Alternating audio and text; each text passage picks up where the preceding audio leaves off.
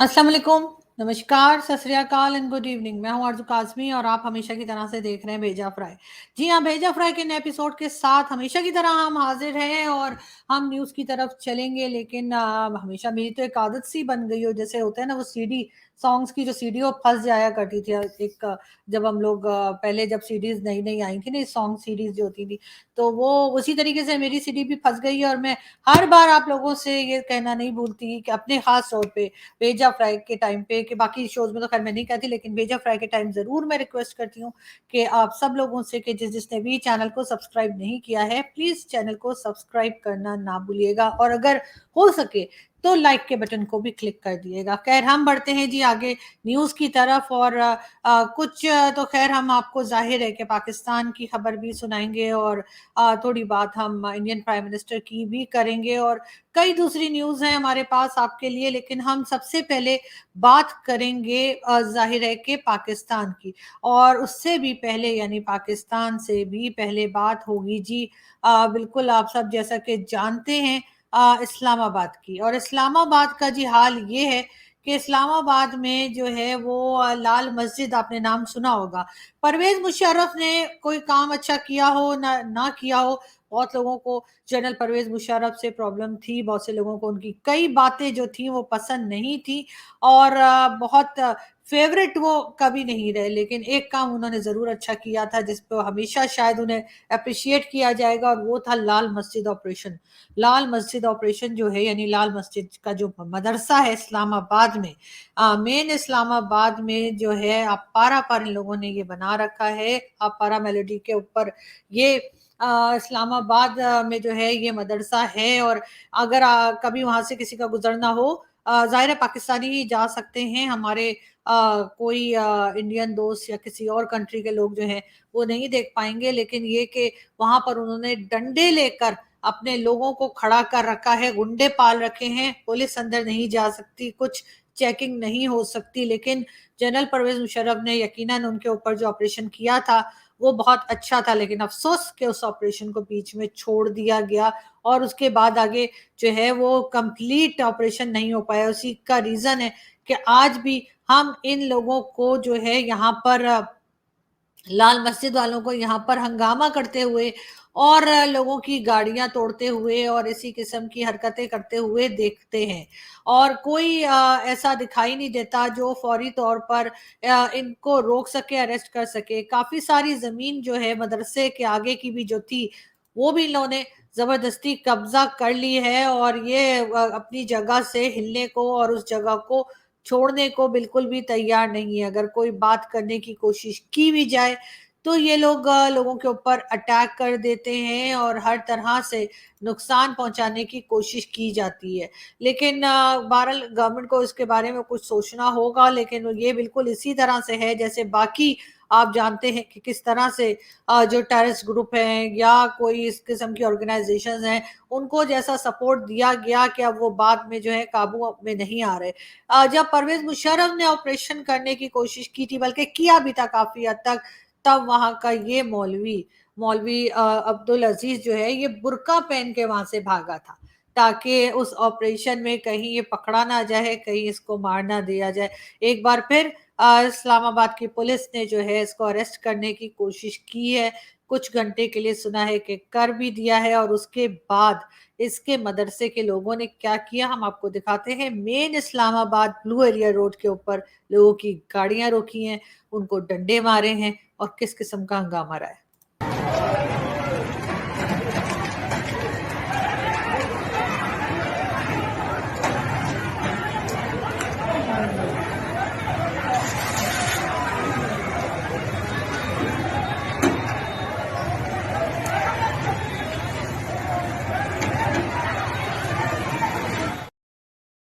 जी हाँ, ये काले-काले बुर्के में जो आपको नज़र आ रही थी औरतें, ये लाल मस्जिद की ख़वातीन हैं जो वहाँ पर काम करती हैं या वहाँ मदरसे में पढ़ती हैं या पढ़ाती हैं या क्या करती हैं, इसी किस्म की हैं।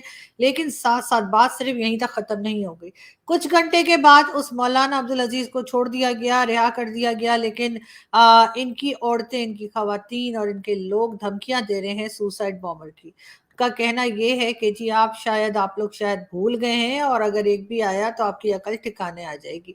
इस किस्म की बातें की गई हैं पुलिस के सामने। कुर्बान किए इस मुल्क पे, मुशर्रफ का जुल्म सितम बर्दाश्त किया खालिद साहब, चाहते तो इसी मुल्क की ईद से ईद बजा सकते थे, मना किया सबको, अमन अमान कायम किए। आप खुदकश भूल गए हैं, इसलिए आप लोगों का सर पर नशा चढ़ रहा है ताकत का। एक आया ना, आपको सारों का नींदें हराम हो जाएगी। जी हाँ, इस किस्म का माहौल है आजकल इस्लामाबाद में और लाल मस्जिद की तरफ जो लोग रहते हैं मुझे उनसे पूरी हमदर्दी है और जो लोग नहीं रहते वो वहां जाने की बिल्कुल भी कोशिश नहीं कर रहे। लोगों की कोशिश होती है कि लाल मस्जिद से पहले ही इधर उधर से ही किसी और रोड से जो है वो अपने घरों या ऑफिस को या स्कूल कॉलेजेस को चले जाएं। ये लोग हर वक्त इसी किस्म का हंगामा और इसी किस्म की ड्रामेबाजी करते रहते हैं, लेकिन कब कोई ऐसा आएगा जो इनको अरेस्ट करेगा और इस मदरसे को बंद करेगा, इसकी बहुत सख्त ज़रूरत है। बड़े ही खतरनाक लोग हैं और किसी को भी नहीं बख्शते और जान लेना इनके लिए बहुत ही मामूली बात है।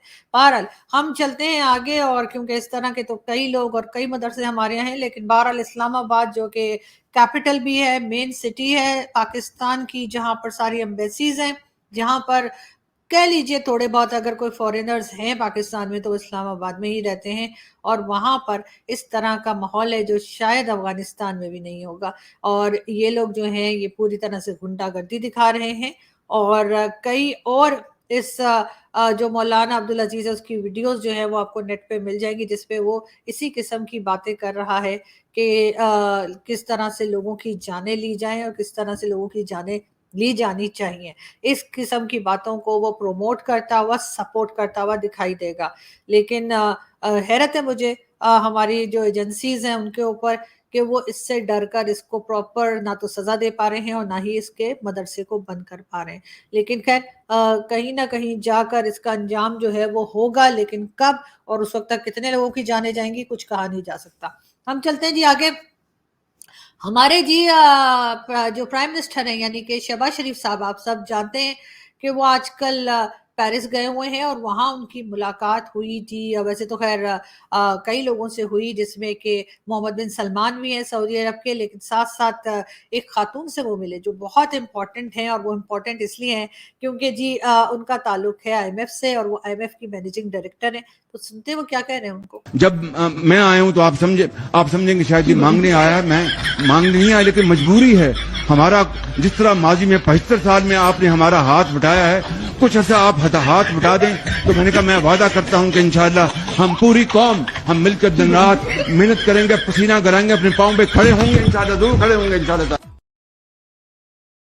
जी, तो यकीनन यही बातें की होंगी और उनको शायद समझ भी आ गई होगी और हो सकता है कि आईएमएफ का लोन जो है वो हमें मिल ही जाए, जो कि मिल ही जाना चाहिए। लेकिन बात हम करेंगे जी टाइटैनिक की। टाइटैनिक एक मूवी आई थी, आपको याद होगा कुछ सालों पहले और बहुत चली थी, लोगों ने बहुत देखी थी और लोगों को बड़ी पसंद आई थी। पानी ही पानी था उसमें और बेतहाशा पानी था, बहुत ही खूबसूरत फ़िल्म थी और अब कहा ये जा रहा है कि जी उसका यानी जो असल में टाइटैनिक थी जिसके ऊपर वो मूवी बनी थी उसका जो मलबा है वो कहीं जनाब समंदर के नीचे मौजूद है और उसको देखने के लोग शौकीन भी हैं, बड़े-बड़े शौकीन पड़े हुए हैं और उसमें जो है ना सिर्फ ये कि बाकी दुनिया से बल्कि हैरत की बात ये है कि पाकिस्तान से भी कुछ लोग जो थे वो बहुत शौकीन थे, जो लंदन में रहते हैं। नाम मैं आपको बता देती हूँ जी। अ, ये आपको पिक्चर्स जो नज़र आ रही हैं, एक सबमरीन जो है वो समंदर के नीचे गई है, जहाँ पे ये टाइटैनिक जो है वो उसका मलबा कह रहे हैं कि पड़ा हुआ है और या गिरा हुआ है व्हाटएवर। तो जी ये शहज़ादा दाऊद और उनका बेटा सुलेमान, जी ये नीचे जो 2 लोग आपको दिखाई दे रहे हैं ये दोनों पाकिस्तानी हैं और ये लंदन में रहते हैं, बहुत ज़्यादा पैसा है इनके पास, मल्टी बिलियनियर हैं और इन्होंने तकरीबन $2.5 लाख एक पर पर्सन, $2.5 लाख पर पर्सन, तो सोचें दोनों बाप बेटे ने $5 लाख जो है वो फीस अदा की और उसके बाद वो सबमरीन में बैठकर और वो गए देखने के लिए जी टाइटैनिक टूट कर कहाँ गिरा है।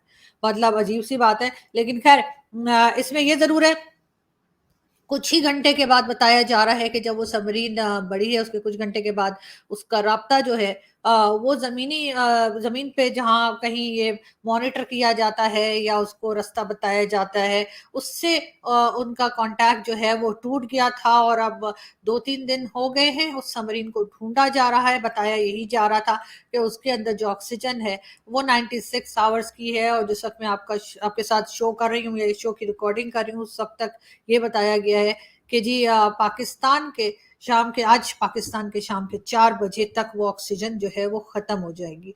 बहुत अफसोस है इस तरह के हादसे के ऊपर, और हम दुआ करते हैं कि ये 5 लोग जो गए थे टाइटैनिक देखने, उनका अंजाम भी कहीं टाइटैनिक जैसा ना हो, और वो खैरियत से और जिंदा बाहर आ सकें, और आइंदा के लिए एहतियात करें और इस किस्म के एडवेंचर्स ना किया करें जिसमें इतना ज्यादा जान का खतरा है, इतने ज्यादा पैसे अलग जाया हुए और खर्च होते हैं कि मेरा ख्याल है इससे तो कोई बेहतर काम किया जा सकता था, बहुत बेहतर काम किया जा सकता था कि अपने ऊपर ही खर्चा। हम ये नहीं कह रहे कि आप किसी को दे दें या कहीं पर और किसी कंट्री को दे दें या किसी इंसान को दे दें, अपने ही ऊपर खर्च करें, मगर किसी बेहतर तरीके से एजुकेशन के ऊपर लगा सकते हैं। कई और दूसरी चीजें हैं जिस पे आपके पास अगर इतना ज्यादा पैसा है, मैं ये खास तौर पे पाकिस्तानियों को कह रही हूँ कि ये 2 जो पाकिस्तानी गए थे उन्होंने $5 लाख, मैं बता रही हूँ आपको, $5 लाख फीस दी इसमें जाने के लिए, और जान को भी खतरा है, और अभी तक कहा यही जा रहा है कि पता नहीं लगा है कि वो कहाँ हैं और ढूंढा जा रहा है।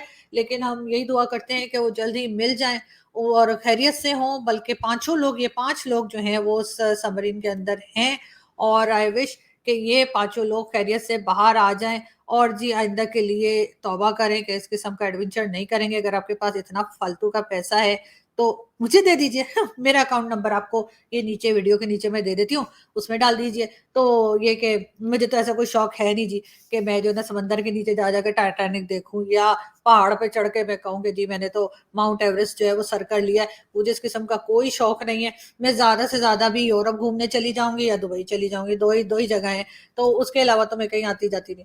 तो ये कि इस पैसे को बेहतर तरीके से खर्च करें और अपनी जान की हिफाजत करें, क्योंकि जान है तो जहान है। और वैसे कहते हैं कभी कभी ज्यादा पैसा भी अजाब हो जाता है कि इंसान की समझ में नहीं आता कि वो करे तो क्या करे, और उसके बाद वो उस किस्म के एडवेंचर्स पे निकल पड़ता है। एक तरफ पाकिस्तान के बहुत सारे लोग, तकरीबन 300 लोग जो हैं इटली जाते हुए आपने देखा कि वो कश्ती जो है वो डूब गई, और उसमें 300 लोगों की जानें गई जो कि अपने रोजगार के लिए, अपना घर चलाने के लिए, अपने घर वालों की मदद करने के लिए, जॉब्स ढूंढने के लिए इटली जाना चाह रहे थे गैर कानूनी तरीके से। वो भी गलत है, हरगिज हम इस बात को सपोर्ट नहीं करते, बिल्कुल ऐसा नहीं करना चाहिए था।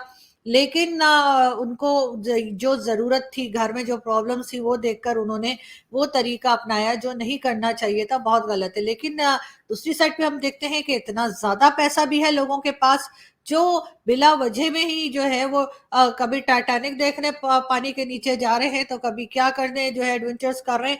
लेकिन आप एडवेंचर्स करिए, जरूर करिए, आपका शौक है, आपका पैसा है, और हम कौन होते हैं जी बोलने वाले, लेकिन हम फिर भी बोलते हैं। लेकिन ये जरूर है, अपनी जान का ख्याल कीजिए, अपनी अपनी जिंदगी का ख्याल कीजिए, क्योंकि आपके साथ आपकी फैमिली भी है और आपके दोस्त भी होते हैं जो आपको बहुत प्यार करते हैं और आपका बहुत ख्याल रखते हैं।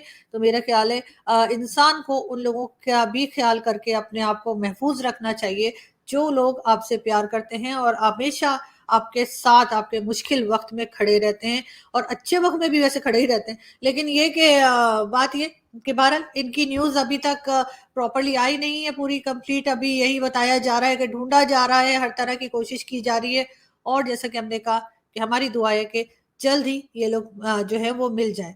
बात हम करेंगे, लेकिन उससे पहले हम देखेंगे एक वीडियो।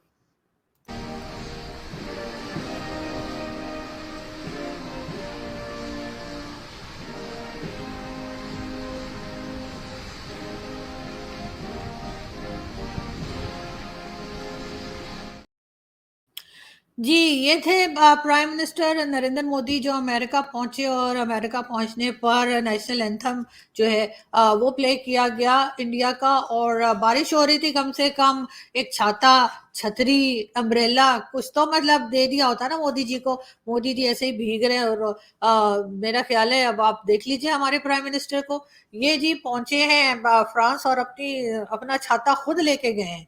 हमने किसी से मांगा नहीं है, ये अपना पर्सनल छाता है शहबाज शरीफ साहब का, हर बार साथ लेके जाते हैं और हमेशा इसी तरह से आपको घूमते फिरते दिखाई देते हैं। तो मेरा ख्याल है कि मोदी जी को भी जो है ना वो छाता ले लेना चाहिए था। लेकिन बहरहाल बड़ा खूबसूरत ये वीडियो है और अच्छा लग रहा था कि बारिश हो रही है और मोदी जी जो हैं वो अपना नेशनल एंथम सुन रहे हैं और उनके साथ बाकी के लोग भी हैं। लेकिन बहरहाल मैं दोबारा कहूंगी कि छाता ले लीजिए मोदी जी, अगर नहीं है तो मुझे बताइए, मैं यहाँ से भिजवा दूंगी। लेकिन कैसे भिजवाऊंगी, ट्रेड तो बंद है, बॉर्डर भी बंद है, पोस्टल सर्विस भी बंद है। दुबई से भिजवा दूंगी, मैं दुबई से कह दूंगी किसी को, वो आपको एक छाता भिजवा देगा। तो आप जो है नेक्स्ट टाइम छाता लेके जाइएगा, वरना आपको फ्लू हो जाएगा। तो फिर आप, अगर फ्लू हो जाएगा, जो कि नहीं होना चाहिए और इस तरह का मौसम है, लेकिन ये कि अगर फ्लू हो गया तो मोदी जी देखे ना, सारा ट्रिप जो है इतने पैसे खर्च होते हैं, जहाज के भी, आने जाने के भी, इतने लोगों के भी, खाने पीने के भी, वो सारे जो है ना वो खामखा जो है वो जाया हो जाएंगे। तो इसलिए अपनी सेहत का ख्याल रखिए, क्योंकि भारत को ही नहीं बल्कि पूरी दुनिया को जो है वो मोदी जैसे, यानी नरेंद्र मोदी, प्राइम मिनिस्टर नरेंद्र मोदी जैसे लीडर की जरूरत है। और ठीक है, हम ये नहीं कहते कि बहुत परफेक्ट चल रहा है भारत या हर चीज ठीक हो गई है, लेकिन बहुत सी चीजें जो हैं वो यकीनन उनका क्रेडिट जो है वो मोदी जी को ही जाता है, जिन्होंने जो है वो भारत की इकोनॉमी हो, चाहे फॉरेन पॉलिसी हो, और कई दूसरी चीजों के ऊपर काम किया और उनको बेहतर किया है। और बहुत से उन्होंने अपने फैंस भी बना लिए हैं और उन्हीं में से कुछ जो है वो हम आपको दिखाते चलेंगे। लेकिन उससे पहले खैर हम अपनी दूसरी न्यूज़ की तरफ भी चलेंगे और फिर हम आएँगे मोदी जी के विज़िट के ऊपर भी। तो जी पाकिस्तान की तो बात हम कर ही रहे हैं, लेकिन वही तो आप जानते ही हैं कि जी होली के ऊपर जो है वो हायर एजुकेशन कमीशन ने जो है पूरे कंट्री के ऊपर जो है वो पाबंदी लगा दी है, उसपे हम शो कर चुके हैं और अभी तक इस बारे में कोई खबर नहीं आई कि ये फैसला वापस लिया गया है या नहीं। मगर मुझे लगता ये है कि जितना शोर मच रहा है और जितना बुरा भला कहा जा रहा है, तो यकीनन इनके ऊपर कुछ ना कुछ इन्हें शर्म आएगी और ये इस तरह के जो फैसले लिए गए हैं वो यकीनन वापस होंगे। बात हम करेंगे पाकिस्तान की। पाकिस्तान स्टील, यानी पाकिस्तान स्टील मिल को 5 साल लीज पर रशिया को देने का फैसला किया गया है। जी हाँ, पाकिस्तान स्टील मिल वैसे भी पाकिस्तानियों से तो चल रही नहीं है, तो हमने सोचा चलो रशिया को देख लेते हैं, हो सकता है कि रशिया चला ले। बात इमरान खान की करेंगे तो उनके साथी परवेज खटक साहब की। परवेज खटक साहब को शो कॉज नोटिस दिया गया है पीटीआई की तरफ से, क्योंकि वो मुसलसल इमरान खान साहब के ऊपर क्रिटिसाइज कर रहे हैं। उनका कहना ये है कि इमरान खान को लाने वाले थे, या जो लोगों ने इमरान खान को ये कहा था कि हम आपको बचा लेंगे, वो अब इमरान खान का फोन भी नहीं उठा रहे हैं। साथ साथ परवेज खटक साहब का ये भी कहना है कि इमरान खान को चाहिए कि वो पॉलिटिक्स से अलहदा हो जाए और साथ ही अपने केसेस जो हैं उनको फेस करें। यानी उनका मतलब है कि पहले केसेस को फेस कर लें, उसके बाद अगर आना चाहें तो जरूर पॉलिटिक्स में आ जाएं। बात हम करेंगे दोबारा पाकिस्तान की ही, और पाकिस्तानी यूथ जो है वो अर्न कर सकती है तकरीबन ₹3 लाख, और उसके लिए जी गूगल पे जो है वो फ्री आईटी ट्रेनिंग दी जा रही है। और मैं यकीनन हमारी जो यूथ है वो वैसे भी ऐसा नहीं कि हमारी जो यूथ है वो आईटी में इंटरेस्टेड ही नहीं है। हमारे बहुत से ऐसे स्टूडेंट्स हैं, बहुत से ऐसी यूथ है जो कि, बल्कि सारे लोग ही, जो उसमें सिर्फ यूथ की बात नहीं है, जिसको भी इंटरेस्ट है थोड़ा बहुत इंटरनेट में, वो आईटी में जरूर इंटरेस्ट रखता है। और गूगल ये वर्कशॉप लेकर आया है और ये ट्रेनिंग लाया है, तो उनको जरूर इस ट्रेनिंग में जाना चाहिए और काम सीखना चाहिए। और अच्छी बात है, इससे कम से कम कुछ लोग तो ऐसे होंगे जो इंडिपेंडेंट हो पाएंगे और अपने घर का खर्चा चला सकेंगे। बात दोबारा पाकिस्तान की, और हम आपको ये बता दें कि जी काशिफ काका खेल है और ये जर्नलिज्म में इन्होंने जी 900 मार्क्स लिए हैं और यकीनन गोल्ड मेडल भी इनके लिए बताया जा रहा है। और बहुत अच्छी बात है कि जर्नलिज्म में जो है वो लोग पढ़ाई कर रहे हैं और गोल्ड मेडल तक ले रहे हैं। लेकिन बात सारी है कि बिल्कुल पढ़ाई भी कीजिए और गोल्ड मेडल भी लीजिए, लेकिन ये याद रखिएगा कि जब फील्ड में आते हैं तब कुछ और सूरत हाल होती है। और उस वक्त बहुत संभल के और बहुत बर्दाश्त के साथ काम करना पड़ता है, इसलिए कि लोग हमारे जो है ना वो बुरा भला बहुत कहते हैं और इस कदर कहते हैं कि यानी आप सुन सुन के थक जाएंगे, लेकिन वो सुना सुना कर नहीं थकेंगे। बिलावल भुट्टो जरदारी का कहना है, अब मेरी बारी है, आपकी खिदमत करूंगा। बिल्कुल बिल्कुल जी, ये तो हम कब से कह रहे हैं कि अब आप ही की बारी है। और म्यूजिकल चेयर में यकीनन आप जीते हैं। और इमरान खान के बाद ये तो हम बहुत टाइम से कह रहे हैं, हमारा एक अंदाजा था जाहिर है। और बहुत से जो हमारी ऑडियंस है वो ये भी कहती है कि जी ये तो बस अंदाजे लगाती है। तो मैं कब कह रही हूँ कि जी हमारे आर्मी चीफ जो है वो जब मीटिंग कर रहे होते हैं तो हम भी वहीं बैठ के सुन रहे होते हैं। तो या हमारी गवर्नमेंट जब कुछ प्लान कर रही होती है तो मैं उधर ही होती हूँ, मैंने तो ऐसा कभी नहीं कहा। जाहिर है as a journalist, as a analyst हम सिर्फ अंदाजा लगा सकते हैं, और हमारा अंदाजा कहाँ तक सही होता है ये तो आने वाला वक्त ही बताएगा और बताता है। और अगर हमारा अंदाजा सही हो जाता है तो बस समझ लीजिए कि थोड़ा बहुत हमारा भेजा भी काम कर रहा है। लेकिन बहरहाल बिलावल भुट्टो जरदारी का कहना है कि आने वाला वक्त उनका है और अब खुशहाली आने वाली है, अच्छे दिन आने वाले हैं। अच्छे दिन आने वाले से मुझे कुछ याद आया, मोदी जी ने भी इस किस्म का स्लोगन निकाला था कि जी अच्छे दिन आएंगे। तो बिल्कुल बिलावल भी यही कह रहे हैं कि अच्छे दिन आएंगे। तो बिलावल साहब सबसे पहले तो इकोनॉमी पे काम कीजिए, इसलिए कि पैसे के बगैर अच्छे दिन नहीं होते। अच्छे दिन तभी आते हैं जब आपके पास या आपकी जेब में पैसा होता है।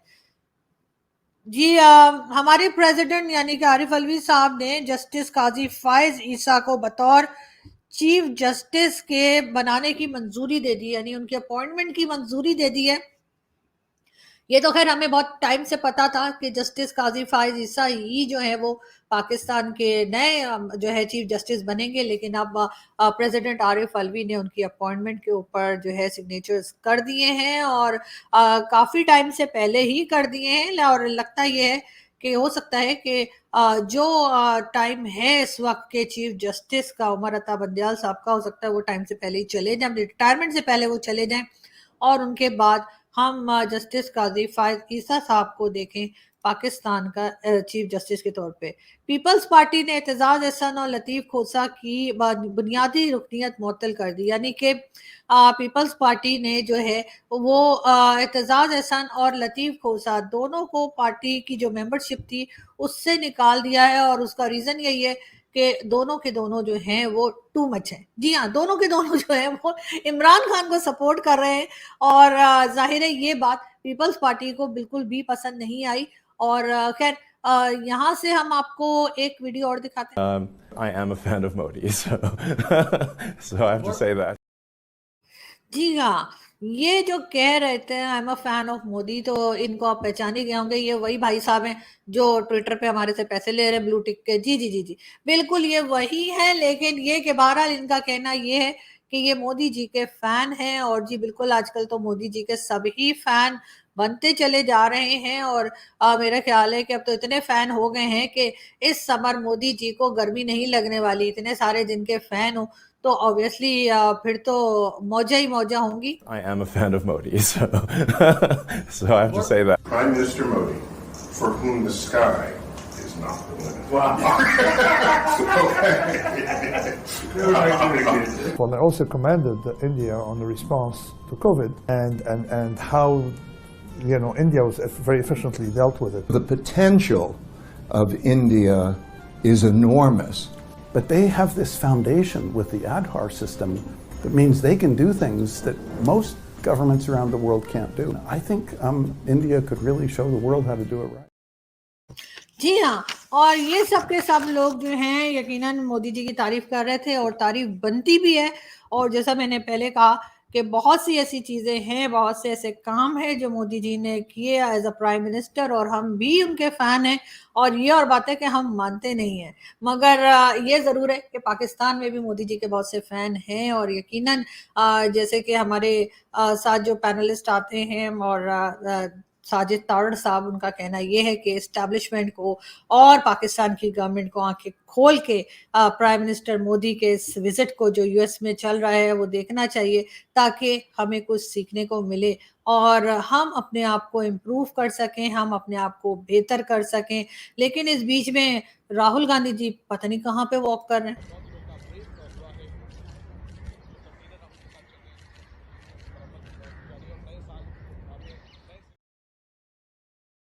जी हाँ, एक कैमरामैन है वो बेचारा जो है वो कैमरा लेके चल रहा है आगे-आगे और राहुल गांधी जी जो हैं वो वॉक कर रहे हैं। अब इसके ऊपर राहुल गांधी के फैन जो है बड़े नाराज़ हो जाएँगे, लेकिन मैंने हरगिज़ ये कोई ना तो क्रिटिसाइज़ किया है, ना मज़ाक उड़ाया है, ना कहा है कि जी ये कौन-सा तरीका है कैमरा लेके वॉक करने का, ना मैंने ये कहा है। लेकिन ये है कि बहरहाल वॉक कर रहे हैं और वॉक करना अच्छी बात है और वॉक करनी चाहिए, लेकिन कैमरा भी रखना चाहिए, उससे भी अच्छा है। वैसे अच्छी बात है, थोड़ा सोशल मीडिया को अपने एक्टिव रखना चाहिए, हम भी ऐसे ही करते हैं। लेकिन आजकल की गर्मी बहुत पड़ रही है और मैं अपने घर का एसी कुछ ऐसे चलाती हूँ।